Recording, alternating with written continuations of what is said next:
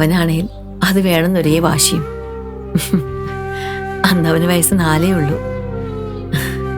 ഒടുവിൽ അവൻ്റെ അടുത്ത് രക്ഷപ്പെടാൻ വേണ്ടി ഞാനൊന്ന് പറഞ്ഞു, അച്ഛൻ്റെ ഷർട്ട് വലുതല്ലേ, അത് മോനിപ്പൊ കൊള്ളില്ല, മോൻ വലുതായതിനു ശേഷം അമ്മ ഷർട്ടും വാച്ചും ഒക്കെ വാങ്ങിത്തരാമെന്ന്. ആ ഷർട്ടിന്റെ കൂടെ ആ വാച്ച് നന്നാവുള്ളൂ എന്നൊക്കെ. നാളെ ആയാൽ അവന് വയസ്സ് 23 ഇപ്പൊ ഞങ്ങൾ തമ്മിൽ അത്ര അടുപ്പത്തിലല്ല.